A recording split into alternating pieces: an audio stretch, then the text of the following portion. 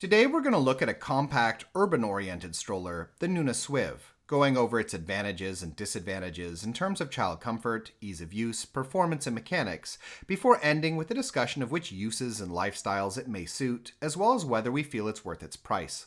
And beginning with some stats, the Swiv clocks in at around 10 kilos and folds down to 30 by 54 by 78 centimeters, with the seat attached parent facing.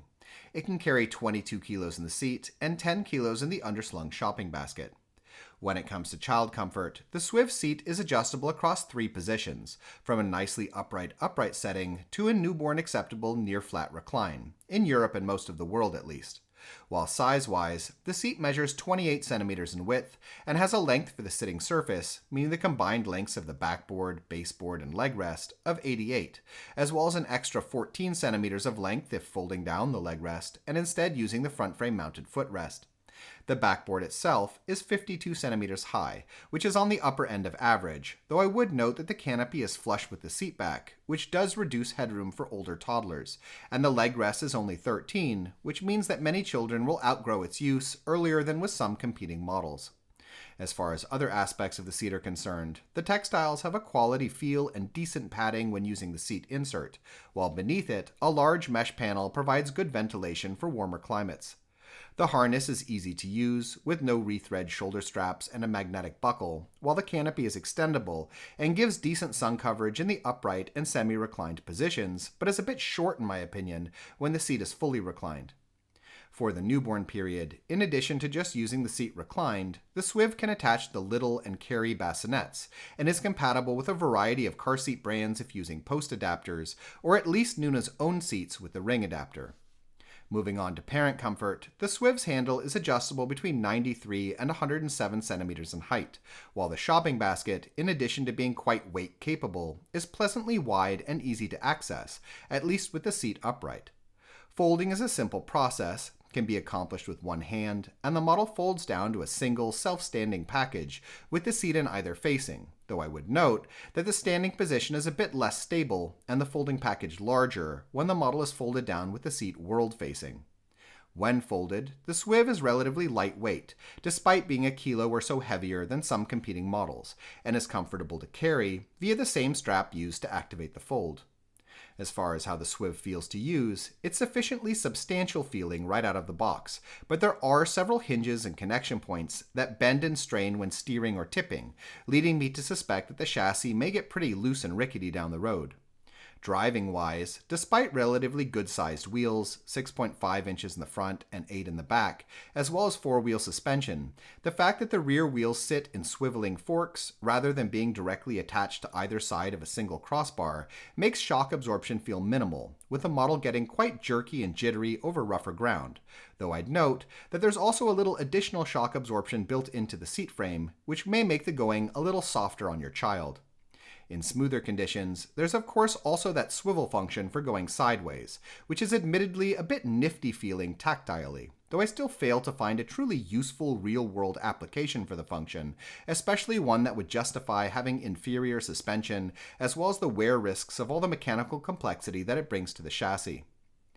Alright, let's move on to the mechanics of the Swiv then, starting off with the handle, the folding system, and the general structure of the chassis, where the handle's height is adjusted via hinged mechanisms, which in my experience is a more wear-prone setup than telescopic extension for four-wheelers, with these hinges taking tremendous weight from steering and tipping, and often loosening quite a bit over time. In addition, I'd note that long wires also run through these hinged mechanisms, as well as through a second hinged point, where the handle arms connect with the rear legs, down to the rear swivel locks, and loosening in both places, as well as just the effect of regular folding and unfolding over a few years, may weaken the wires, which, when combined with the possibility of rust, could eventually lead to issues with the rear wheels failing to swivel or lock in place. As far as the actual folding system goes, it's built a lot more durably in my opinion, not involving any long trains of internal components, but rather being centrally activated by that strap that's directly adjacent to the central hubs, a system that Nuna has previously used on their Triv models, which has so far shown to hold up quite well.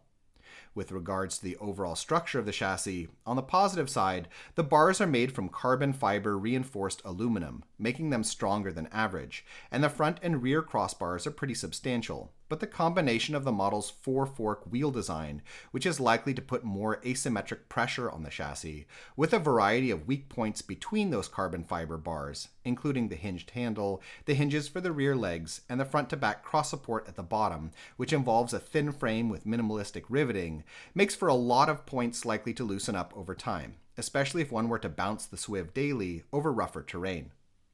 Moving down to the rear frame of the Swiv, I already noted that wheel size is decent for a model of this sort, and that there are unfortunate effects on shock absorption from placing the rear wheels within swivel forks. But on top of this though, I'd also like to point out that the swivel setup complicates the brake system, which requires a chain of connecting mechanisms, where activating the brakes on one side presses up on a triggering mechanism running through the central bar, that then must cross a second swiveling plane to activate the other wheel. And where the key issue here is that the rear wheels are not easily removable, meaning that it will be hard for the average user to properly clean any grit buildup within the gap of the swiveling planes, or lubricate the brake components in addition to the swivel lock components, where both systems then may eventually malfunction as a result.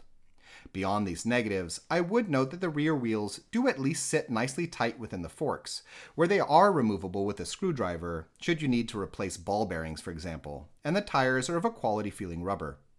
Looking lastly at the front frame, again the wheels are acceptably sized for a model of this sort, and the forks have the same sort of suspension as on the rear wheels. The wheels sit nicely tight within their housings, but they lack swivel locks, which may have been useful for bumpier conditions. And as with the rear wheels, they're not removable, preventing the average user from easy cleaning and lubrication, where wear in the connection here can sometimes lead to swivel issues down the road.